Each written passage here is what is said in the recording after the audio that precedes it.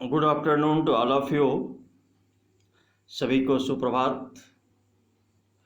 आज हम लोग विचारक, विश्वास और इमारतें जो इतिहास के पहले भाग का अंतिम चैप्टर है, चैप्टर संख्या 4, इसके अंतर्गत हम दो महत्वपूर्ण विचारक भगवान बुद्ध और महावीर जो जैन धर्म के 24वें तीर्थंकर हैं, उनके बारे में जानेंगे।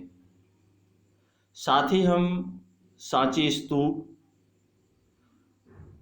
अमरावती के स्तूप क्यों बनाए जाते हैं, कैसे बनाए जाते थे, इस पर भी विचार करेंगे। तो जो बौद्ध धर्म के संस्थापक कहिए या उनके जो शिक्षाएं हैं, उन्हें हम इस वीडियो के दूसरे भाग में देखेंगे।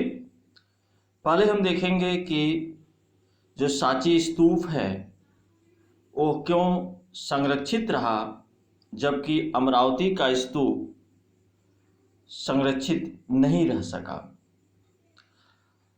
यह प्रश्न सीबीएसई के बोर्ड एग्जामिनेशन में, बोर्ड परीक्षा में 2-3 बार पूछा गया है।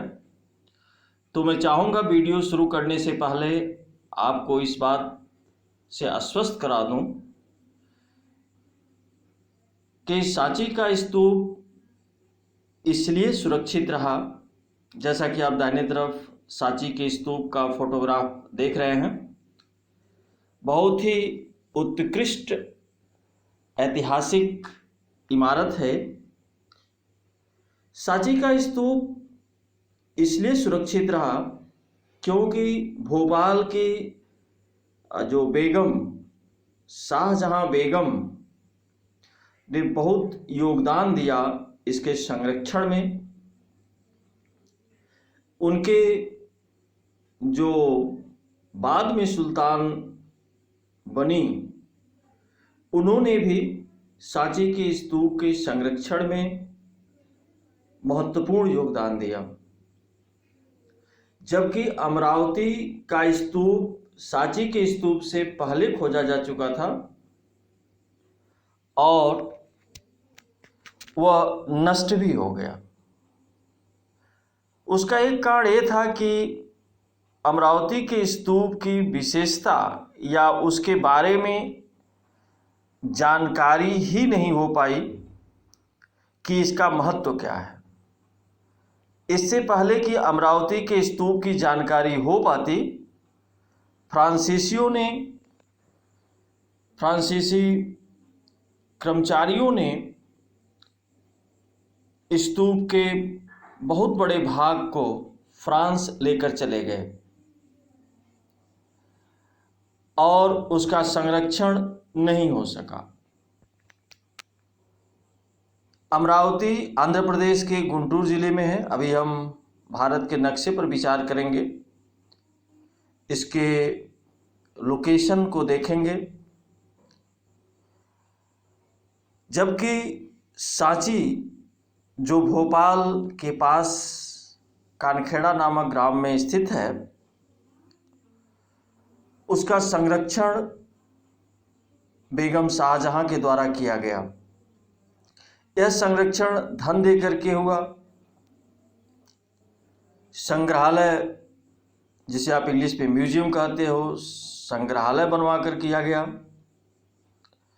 सुल्तान जहन बेगम, जो बेगम शाहजहां के बाद वहाँ की शासिका बनी थी, उन्होंने भी सांची के स्तूप को संरक्षण करने में महत्वपूर्ण योगदान किया। तो इस तरह से हम कह सकते हैं कि सांची का स्तूप संरक्षित रहा और अमरावती का स्तूप संरक्षित नहीं रह सका। अब एक प्रश्न जो बार बार बोर्ड परीक्षा में पूछा जाता है कि सांची का स्तूप क्यों बनाए जाते थे, कैसे बनाए जाते थे। तो स्तूप शब्द भगवान बुद्ध के जन्म से पहले भी था। स्तूप शब्द का अर्थ होता है टीला, जो कि पाली भाषा का शब्द है टीला, और भगवान बुद्ध के शरीर के अवशेषों या उनके द्वारा यूज की जाने वाली वस्तुओं के अवशेष पर, रिलिक्स, जिसे आप इंग्लिश में रिलिक्स कहते हैं, रिलिक्स पर स्तूप बनाए जाते थे। एक बार भगवान बुद्ध के सबसे प्रिय शिष्य आनंद ने उनसे पूछा कि भगवान, आपके जाने के पश्चात आपके शरीर का क्या करें। इस पर भगवान बुद्ध ने जवाब दिया था कि इस शरीर नश्वर है, इस पर विचार करने की जरूरत नहीं है। फिर भी आनंद के बहुत सारे अनुरोध के पश्चात भगवान बुद्ध ने कहा कि अगर तुम्हारी इच्छा है तो इसे चौराहे पर, जहाँ चार रास्ते एक दूसरे को क्रॉस करते हैं, काटते हैं, वहाँ मेरे अवशेषों पर जो स्तूप बनाएगा, आकर के फूल माला उस पर चढ़ाएगा, उसे शांति मिलेगी। बस इन्हीं बातों को लागू करने के लिए भगवान बुद्ध के निर्वाण प्राप्त करने के पश्चात उनके अवशेषों पर या उनके द्वारा इस्तेमाल की जाने वाली चीज़ों के ऊपर स्तूप बनाने का कार्य शुरू हुआ। सांची स्तूप की बात करें तो इसे अशोक महान, जो कि मौर्य वंश का शासक था,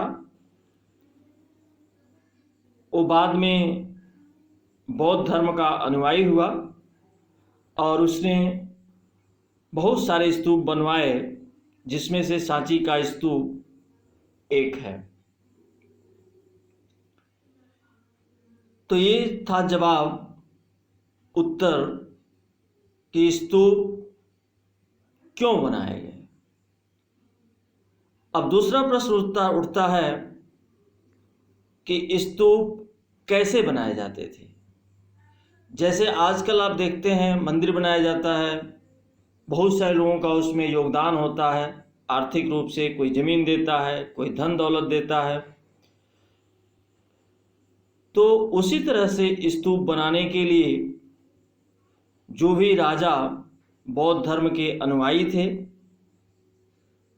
उन्होंने अपने राज्य में जमीन देने का, जमीन अनुदान दिया, कुछ पैसों से भी मदद की, रुपयों से मदद की, क्योंकि स्तूप बनाने के लिए पैसों की भी जरूरत थी। और इसके साथ ही जो भिक्षु भिक्षुणियाँ थी, वो भी धन इकट्ठा करके स्तूप बनाने में योगदान दिए। स्थानीय लोगों का भी स्तूप बनाने में योगदान कम नहीं था। उन लोगों ने भी स्तूप बनाने में पैसा दे करके, समय दे करके स्तूप का निर्माण कराए थे। तो ये प्रश्न बार बार सीबीएसई में पूछा जाता है, सीबीएसई बोर्ड एग्जामिनेशन में आता है, और ये प्रश्न अभ्यास का भी एक प्रश्न है। तो मुझे लगता है कि आप इसे याद कर लेंगे, और जो भी इससे संबंधित आपके प्रश्न हैं उसे वीडियो के लिंक में या आप मुझसे दोबारा लिख करके पूछ सकते हैं। इस चैप्टर का जो दूसरा महत्वपूर्ण तत्व है वो है भगवान बुद्ध के उपदेश।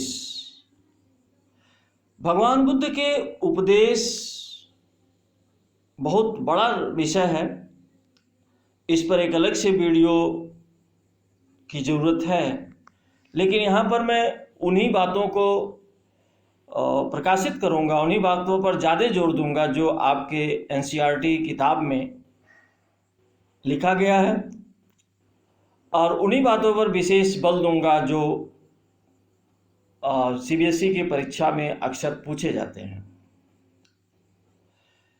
भगवान बुद्ध के उपदेशों की बात करें तो उसमें जो सबसे पहला और सबसे महत्वपूर्ण बात है वो है संसार अनित्य है। संसार अनित्य का मतलब कि संसार हमेशा बदल रहा है, कुछ भी स्थिर नहीं है। संसार अनित्य है, हमेशा बदल रहा है। ये भगवान बुद्ध ने अपने शिक्षा के माध्यम से ये बात समझाने का कोशिश की है। दूसरा जो महत्वपूर्ण बात भगवान बुद्ध ने अपनी शिक्षा में कहा वो था दुख जीवन का अंतर्निहित तत्व है। दुख मानव जीवन का अंतर्निहित तत्व है। जैसे इस बात को आप ऐसे भी कह सकते हैं कि जहां जीवन है वहां दुख है। अंतर्निहित तत्व है। जीवन से दुख को अलग करना मुश्किल होता है, तो इस बात पर भगवान बुद्ध ने काफी जोर दिया। इसके साथ ही अगर हम बात करें कि भगवान बुद्ध के उपदेशों का स्रोत क्या है, तो वो है सुत्त पिटक। 3 तरह के पिटक हैं, सुत्त पिटक, विनय पिटक, अभिधम्म पिटक। तो सुत्त पिटक में भगवान बुद्ध के उपदेशों को संकलित किया गया है। विनय पिटक में भगवान बुद्ध के जो अनुयायी थे उनके लिए निर्देश, दिशा निर्देश लिखे गए हैं कि उन्हें क्या करना चाहिए, क्या नहीं करना चाहिए। जैसे एक कंबल अगर किसी को नया मिलता है तो उसे वो 6 वर्ष तक, 6 ईयर्स तक उसका इस्तेमाल करे। एक भिक्षु या भिक्षुणी को अगर 1 कटोरा खाना मिलता है तो उससे ज़्यादा वो ना खाए, अगर इससे ज़्यादा उसे मिलता है तो बांट करके खाए। ये सब जो बातें हैं बौद्ध भिक्षु भिक्षुणियों के लिए जो नियम है वो विनय पिटक में रखा गया उनको। तीसरा जो पिटक है वो है अभिधम्म पिटक। अभिधम्म पिटक में जो दर्शन संबंधित बातें थीं, फिलॉसफिकल मैटर्स को रखा गया। तो बौद्ध धर्म से ये 3 महत्वपूर्ण पिटक हैं। एक बार और देख लीजिए, विनय पिटक, सुत्त पिटक, अभिधम्म पिटक। तो हम यहाँ पर जो बुद्ध के उपदेशों की बात कर रहे हैं, बुद्ध की शिक्षाओं की बात कर रहे हैं, तो निश्चित रूप से इस सुत्त पिटक से लिया गया है। तीसरी बात भगवान बुद्ध ने कहा कि हमें मध्यम मार्ग अपनाकर मानव दुनिया के दुखों से मुक्ति पा सकता है। मध्यम मार्ग अपनाने की बात भगवान बुद्ध ने अपनी शिक्षा में कहा। हमें बहुत ही कठोर तप नहीं करना चाहिए, बहुत ही शरीर को कष्ट देने की जरूरत नहीं है, और बहुत आलसी भी होने की जरूरत नहीं है। वैसे भी अगर हम देखा जाए, हमें देखें अपने मानव जीवन में, तो जो भी हम काम करते हैं उसमें मध्यम मार्ग अपनाना बड़ा ही अच्छा होता है। मध्यम मार्ग यानी ना ज़्यादा कठिन ना ज़्यादा सरल, बीच का जो रास्ता है वो मध्यम मार्ग अपनाना चाहिए। ये भगवान बुद्ध की शिक्षा में भी है। भगवान बुद्ध का कहना था कि भगवान का होना या ना होना अप्रासंगिक है। बौद्ध धर्म की शुरुआत के दौर में एक ऐसा धर्म निकला जो भगवान का होना और ना होना अप्रासंगिक मानता था। यानी भगवान है या नहीं है, इस बात पर विचार करने की जरूरत नहीं है। बस आपको जो शिक्षाएं दी जा रही हैं, जो उपदेश दिए जा रहे हैं, उसको अपने जीवन में लागू करें और आगे बढ़ें। भगवान का होना ना होना बौद्ध धर्म के लिए कोई महत्वपूर्ण बात नहीं थी। और भी बहुत सारी शिक्षाएं हैं, लेकिन हम यहाँ 4-5 बातों का जो विवरण दे रहे हैं, जिक्र कर रहे हैं, उसे आप नोट कर लीजिए, लिख लीजिए। और जो सीबीएसई की तरफ से जो प्रश्न बनाए जाते हैं, उसमें ये होता है कि बौद्ध की शिक्षाएं आज के युग में भी प्रासंगिक हैं, व्याख्या कीजिए। तो जो आज की समस्या है, समाज में ऊंच नीच का वर्गीकरण, समाज में जाति पाति का वर्गीकरण, विभिन्न धर्मों का आपस में टकराव, इन सब से मुक्ति पाने के लिए ही भगवान बुद्ध की शिक्षाएं श्रेयकर हैं। तो हम कह सकते हैं कि भगवान बुद्ध की शिक्षाएं आज के युग में भी ना ही केवल प्रासंगिक हैं, बल्कि ये उनसे हमें छुटकारा भी दिलाने में सहायक हैं। अगली जो महत्वपूर्ण बात भगवान बुद्ध ने कहा, वो था समाज का निर्माण को लेकर के। समाज का निर्माण ईश्वर ने नहीं किया। भगवान बुद्ध का कहना था कि समाज का निर्माण मानव ने खुद किया। इसका निर्माण मानव ने स्वयं किया। ईश्वर समाज का निर्माण नहीं किया। तो ये बड़ी महत्वपूर्ण बात भगवान बुद्ध ने कहा। अब हम देखेंगे कि महत्वपूर्ण बौद्ध स्थल कौन कौन से हैं। आप दाहिनी तरफ एक भारत का मानचित्र दिखाई दे रहा है आपको। यहाँ पर जो मैंने पहले नंबर पर रखा है वो है लुम्बिनी, भगवान बुद्ध का जन्म स्थान। बोध गया, जहाँ भगवान बुद्ध को ज्ञान प्राप्त हुआ। ये इसलिए बता रहा हूँ कि आप इसे अपने outline map of India, Bharat के मानचित्र पर दर्शाएं और अपने नोटबुक में लगा लें। बोध गया, सारनाथ में जहाँ भगवान बुद्ध ने अपना फर्स्ट सरमन दिया, अपना ज्ञान उपदेश किया। सांची के बारे में हमने पहले ही बात कर लिया। अमरावती स्तूप जो आप देख रहे हैं आंध्र प्रदेश में है, गुंटूर जिले में। और कुशीनगर में भगवान बुद्ध ने निर्माण प्राप्त किया था। और ये अनेकों बार सीबीएसई बोर्ड परीक्षा में इस जगह को दर्शाने के लिए पूछा गया था। तो मुझे उम्मीद है कि आप इन जगहों को भारत के मानचित्र पर दर्शा लेंगे और परीक्षा के उद्देश्य से भी ये बड़ा ही महत्वपूर्ण है। जैन धर्म की शिक्षाएं, इसके साथ ही जैन धर्म के बारे में भी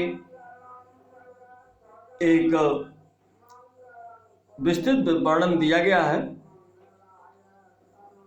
जहाँ पर भगवान महावीर के उपदेश की बात कही गई है। तो भगवान महावीर जैन धर्म के 24वें तीर्थंकर थे। उन्होंने कहा, संपूर्ण विश्व प्राणवान है। जैन धर्म में ये जैन धर्म का बहुत ही महत्वपूर्ण पहलू है कि संपूर्ण विश्व प्राणवान है। चाहे वो पत्थर है, चाहे वो नदी है, चाहे पहाड़ है, चाहे पृथ्वी है, सभी में जान है, सभी जीवित है। ऐसा जैन धर्म की शिक्षाओं का जो प्रमुख बिंदु है। दूसरी बात जैन धर्म कहा कि जैन धर्म का केंद्र बिंदु जीवों के प्रति अहिंसा है। लेकिन ये जो अहिंसा की बात भगवान महावीर कहे, ये ज़्यादा जोर दिया अहिंसा पर। बौद्ध धर्म ने भी अहिंसा की बात कही, बौद्ध धर्म के उपदेश में भी अहिंसा के ऊपर जोर दिया गया, लेकिन जैन धर्म में अहिंसा पर ज़्यादा ही बल दिया गया, ज़्यादा ही इस पर प्रकाश डाला गया। तो जैन धर्म में जीवों के प्रति अहिंसा का बहुत वर्णन किया गया। खास करके जो मानव जाति है, छोटे कीड़े मकोड़े हैं, पेड़ पौधे हैं, इनके प्रति जैन धर्म अहिंसा की बात बहुत ही जोरों से करता है। और दूसरी बात जो जैन धर्म महावीर की संदेश है, वो है जन्म और पुनर्जन्म का आधार मनुष्य का कर्म है। मनुष्य का जो जन्म और पुनर्जन्म होता है, इस पर भगवान महावीर ने कहा कि इसका जो आधार है, बेस है, वो मानव का कर्म है। यानी अगला जन्म हमारा कहाँ होगा, कैसा होगा, ये हमारे कर्म पर निर्भर करता है। यानी जैसा हम अच्छा कर्म करेंगे तो अच्छा जन्म होगा, अच्छी जगह जन्म होगा। खराब कर्म करेंगे, बुरे कर्म करेंगे तो हमारे जो जन्म का जो कुल होगा, जन्म का जो स्थान होगा, वो निम्न होगा, अच्छा नहीं होगा। कर्म के चक्र से मुक्ति के लिए त्याग और तपस्या की आवश्यकता पर महावीर ने काफी जोर दिया। जो भी हम कर्म करते हैं, या तो अच्छा होता है या बुरा होता है। अगर अच्छा कर्म करते हैं तभी हम कर्म के बंधन से बंध जाते हैं, बुरा कर्म करते हैं तो भी बंधते हैं। तो महावीर जी ने कहा कि कर्म के चक्र से मुक्ति के लिए त्याग और तपस्या की आवश्यकता है। उन्होंने कहा कि वर्ल्डली लाइफ से दूर होना ही पड़ेगा, तब आप कर्म के बंधन से मुक्त होंगे, अन्यथा नहीं। तो अगर हम बुद्ध धर्म और जैन धर्म की शिक्षाओं का एक अध्ययन करें, तुलनात्मक अध्ययन करें, तो बहुत ज़्यादा इसमें अंतर तो नहीं मिलता। हाँ, जो बौद्ध जैन धर्म है, वो सभी चीज़ों में, चाहे वो पत्थर है, चाहे वो नदी है, चाहे वो समुद्र है, सभी में जान मानता है, सभी में जीवन को मानता है। दूसरी जैन धर्म महावीर का जो संदेश है, उसमें वो अहिंसा पर ज़्यादा जोर देता है बौद्ध धर्म की तुलना में। बौद्ध धर्म भगवान का होना न होना अप्रासंगिक मानते हैं। उनका कहना है कि भगवान है या नहीं, इस पर विचार करने की ज़रूरत नहीं है। अष्टांगिक मार्ग को अपनाते हुए, अष्टांगिक मार्ग का वर्णन आपकी किताब में यहाँ नहीं दिया है, लेकिन भगवान बुद्ध कहते हैं कि अष्टांगिक मार्ग को अपनाते हुए अगर हम मध्यम मार्ग का अनुसरण करते हैं तो इस चक्र से मुक्ति मिल सकती है। तो बाकी जो इस चैप्टर का, इस पार्ट का जो अगला भाग है वो अगले वीडियो में मैं कवर करूँगा, उसके तहत मैं इसे बनाऊँगा। यहाँ तक अगर आपका कुछ प्रश्न है तो आप वीडियो के अंत में ज़रूर लिंक दिया हूँ, उस पर आप शेयर करें, पूछें। मैं प्रयास करूँगा कि अगले वीडियो में आपके प्रश्नों का जवाब देने के लिए। अभी इस वीडियो में हमने सीखा स्तूप क्यों और कैसे बनाए जाते थे, सांची स्तूप किस तरह से संरक्षित रहा जबकि अमरावती स्तूप संरक्षित नहीं रह सका, और बौद्ध धर्म तथा जैन धर्म की कुछ शिक्षाओं का वर्णन किया गया। इन्हीं शब्दों के साथ धन्यवाद, सभी को धन्यवाद।